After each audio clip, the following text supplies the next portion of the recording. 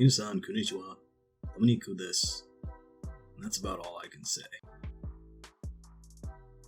Now, that's not to say that's all that I've learned. I wanted to start making these videos because I enjoy seeing other people's progress as well. My goals for doing these videos is to help motivate others who might be in the same situation, to have some sense of accountability for myself because I am doing this by myself. Nobody else is helping me. And just to be able to track my progress. So what I'm going to go over in these videos is my vocabulary, my grammar, kanji, and what I'm doing as far as immersion. Now, I want to say this is a little under 2 months of progress, since I spent the first 2 weeks basically trying to figure out the best method of doing this. So I went through a couple different methods. I tried to do MIA. Now, I'm not saying I did it for like 5 minutes, but I tried to do MIA and it just seemed like the structure of the program wasn't going to work for me. Not saying it's bad or anything like that, but just for me and what I like doing and how I feel about things, I don't think I would have been able to stick with it. So then I just started exploring other methods. Somebody like me, I need some sense of structure. I need to feel like I am progressing and I need to be able to mark it. I've tried to study Japanese a few times in the past before, and I've never stuck with it. So I'm not completely brand new, but I'm still very much a beginner. So I figured these types of videos can help people who maybe learn the same way that I do. Anyway, I want to break this down into easier sections so people can reference back to it easily. I want to go over where I'm at right now, what I'm doing as far as studying goes, and then what I think I need to improve in or fix any of my methods if I feel like I need to do that. One last thing is, before I started like really getting into it, I did learn hiragana and katakana. I can read it. I'm not so good at writing it, but that's where I'm at right now with that. So as far as vocabulary goes, I know about 450 to 500 words. So yeah, I know all those words, but you can't speak it. Yeah. See, it's just like I know a bunch of words. I don't know how to put them together in a sentence. I feel like I kind of sound like a child or even a baby. Like I can point things out and I know what they're called, but can't put it together in a sentence. So my primary way of studying right now is using a program called Anki, which is a spaced repetition program. Right now I've been studying the Core 2000 deck and I've been studying the Tango N5 deck. So, alright, I did say that I didn't know how to put them together in sentences, but I do know a bunch of phrases. But I feel like a lot of the phrases that I know, I wouldn't be able to speak to you like this. So it would be a conversation that I would be having with someone else and I'd be able to respond, understand the phrase, and then respond again. So as far as Anki goes, it took me a little bit to figure out how many cards a day I could actually study. At first I was doing 20 to 25, and after about 2 weeks, maybe 3 weeks, that started to be a little bit too much. There's too many reviews for me and I couldn't even remember everything. So I dropped it down to 10 cards, and it seems that I am retaining the information a lot better. So I might try to bump it up to 15 and see where that goes, because I'm starting to recognize certain patterns and everything. So I also like making frequency lists for any animes or games that I'm playing, which just entails me getting the script and then just running it through a program to see what are the most common words in there, and then pulling those words out. Sometimes I do it per episode, sometimes I do it for the whole season. For a game, sometimes I'll do it by chapters. It's different depending on what it is, and I'm not trying to get a certain amount of words or anything like that. I just grab a bunch that repeat a lot. And basically, whenever I'm bored, I pretty much just use Duolingo. I think it's a good program for beginners. I can see where it can have its limitations later on, but as of right now, it's helping me learn a lot of words. So how I think I need to improve this in the future. Right now, I think I'm pretty okay with where I'm at. I might bump the cards up to 15, like I said before, and try to study that way. I feel like I do need to change how much time I spend in each deck, though. I think I need to spend more time into the Core 2000 instead of the Tango deck. I find that the Tango deck's pretty easy to follow along with and read, but the Core deck is a little bit harder for me, because there's a lot of kanji mixed up in there. At first, I was just trying to recall how you actually say the word and not learn any kanji or anything, but I feel like I should learn the kanji along with it, because now I'm going to have to go back and do it again anyway. So I think I just need to spend more time in the core deck instead of the Tango deck. Not that the Tango deck doesn't have kanji, it's just that they kind of just introduce like one kanji at a time. And then they like keep doing that one over and over and over again and stuff, and then another one pops up after a little bit. Whereas the core deck, it's kind of like every single card has a new kanji, but it's all kanji that I know, I just don't remember exactly how to say them and stuff in each context, I guess. One of the goals I had when I first started is I wanted to reach like an N5 level at the end of 3 months as far as vocabulary was concerned. So I feel like I need to like really like smash these words in for this last month. So as far as my grammar goes, I understand it very, very, very lightly. Like I said, I was doing the Tango N5 deck, so it puts full sentences out in there. So I see the patterns, but I don't exactly understand why it is what it is. Also, when I first started, I did look into MIA, and I was doing Take Him at night. So like right before I would go to bed, I would read it for like 10, 15 minutes, 20 minutes. And I found that extremely boring. It sucked. Like, I didn't like it at all. So I stopped doing that. So as far as studying goes, I really don't have that much in this space here. I did say I was doing Take Him, and I didn't like it. So what I did get is, I just pretty much got this, but I picked up Genki. So I'm pretty much just gonna work through the book is what I'm gonna do. I'm much more of a hands-on kind of person and hands-on learner. I love notebooks. It might sound really, really dorky, and workbooks and stuff like that, but I like being able to read something, do the problems, and work my way through it, and then have some sort of progress and stuff. Like for me, it's always about the progress. So if I can look back and see like where I was to where I'm at now, I enjoy that. It makes me feel good about what I'm doing. So as far as what I need to do, I'm leaving this one pretty open, because I'm pretty much taking a whole new direction as far as the grammar goes, and I'm actually studying a workbook that is meant for grammar. So that's pretty much what I'm going to do for that.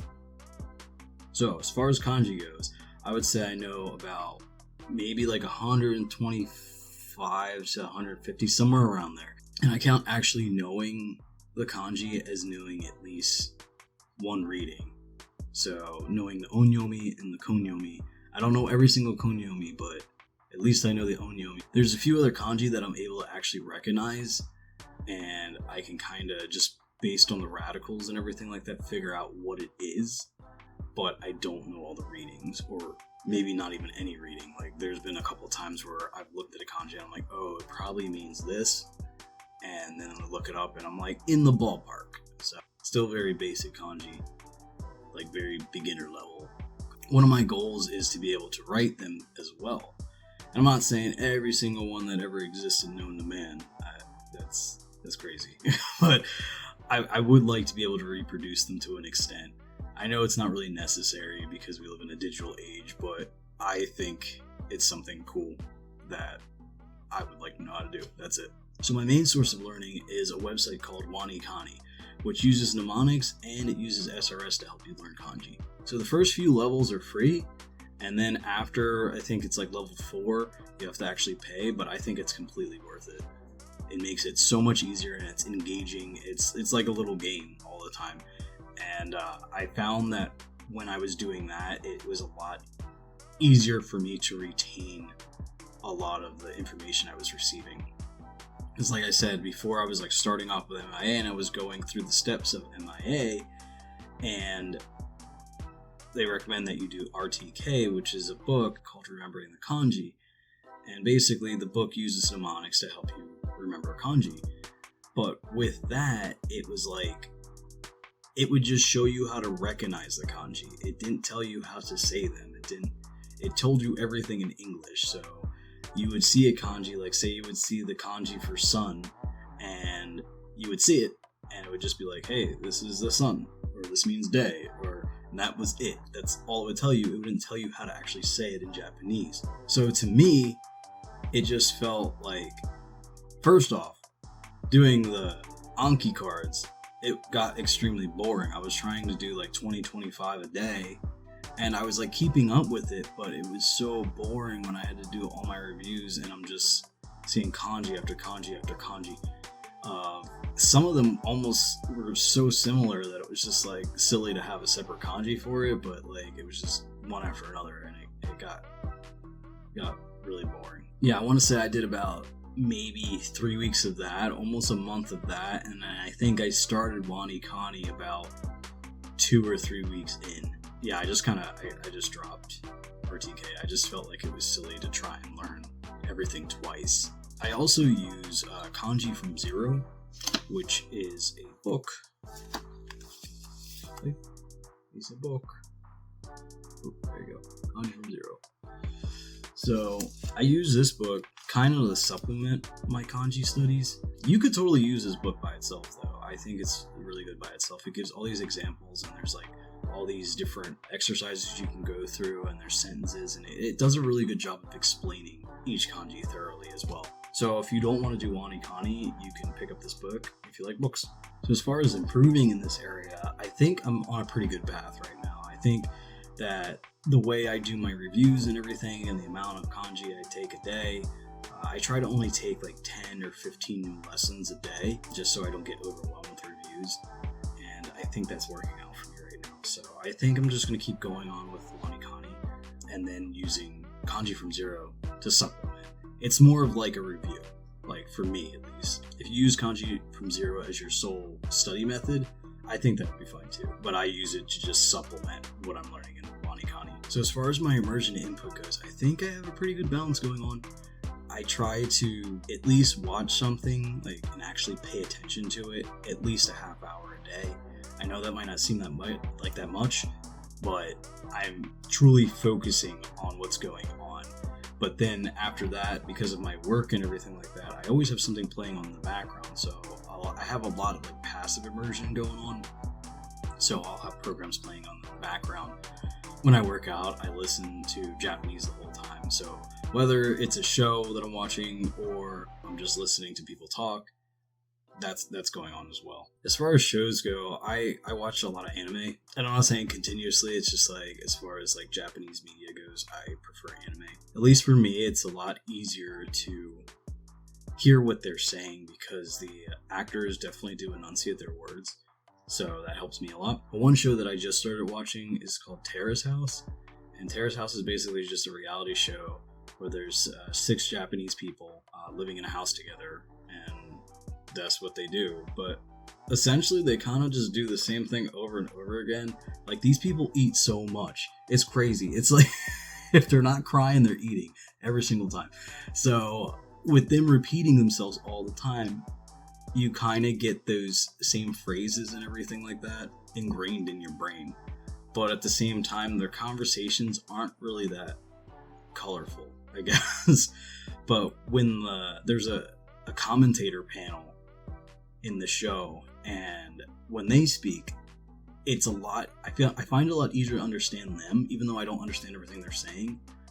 And it might just be because they're older, I'm not sure. Terrace House has a bunch of younger kids in it, so some of them they kind of mumble, and then they use like everyday like Japanese, I guess, and like slang and stuff. So it's a little harder to like pick out the words.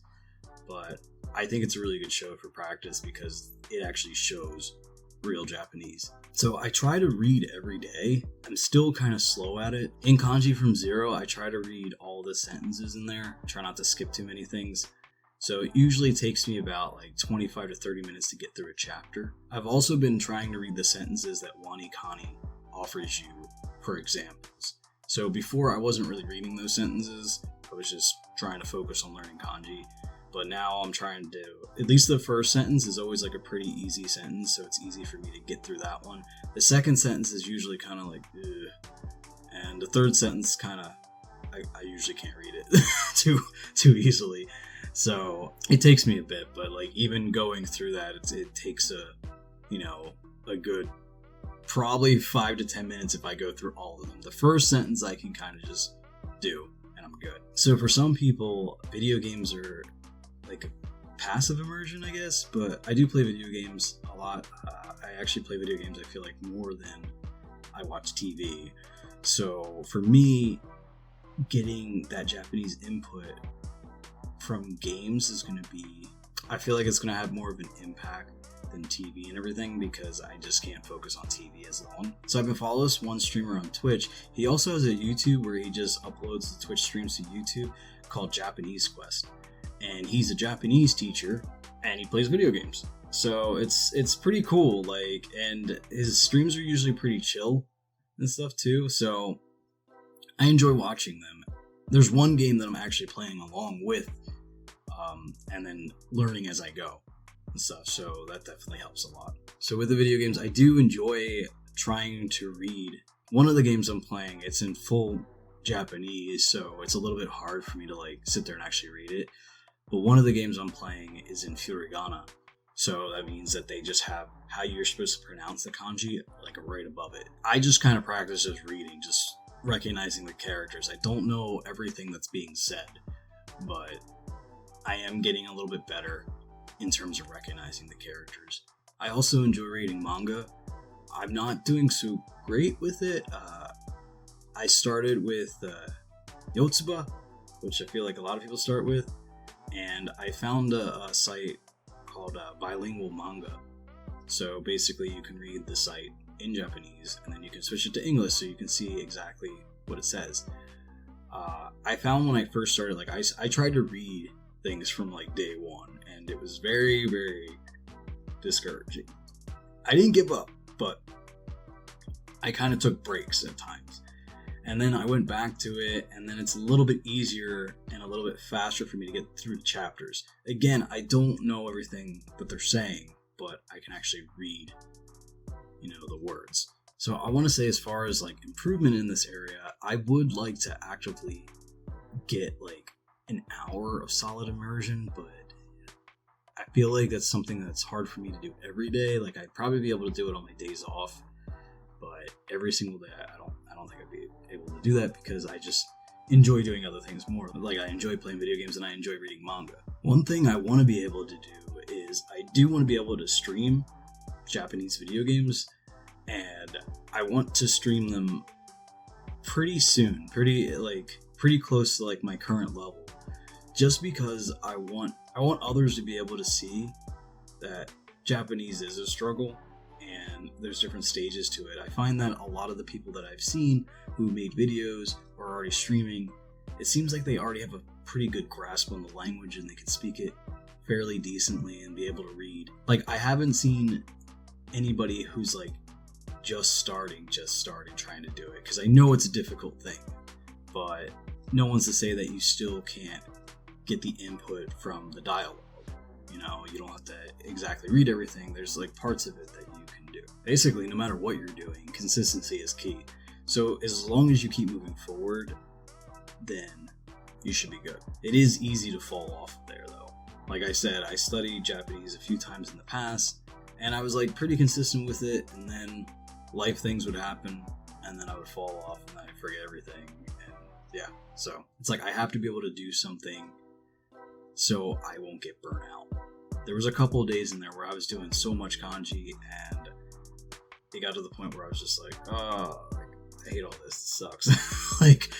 But so then I would take like a day or two off, and I would still do Japanese. I would still either immerse, or I would do play a game or something like that.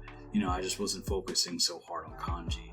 And then I would come back, and it was crazy that I would remember everything, because like before I took that break, I couldn't remember anything. Like, my brain was just fried and stuff. So sometimes it's just like you also have to like listen to your brain there and take breaks when you need to, and not push yourself too hard. Don't kill yourself, because it is supposed to be fun.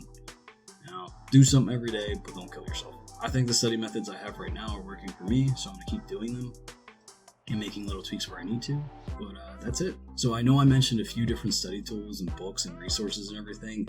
So if you guys have any questions about how I actually do it or what it is exactly, just leave a comment down below and I can make a video about it. And feel free to subscribe to keep update with my progress and study methods.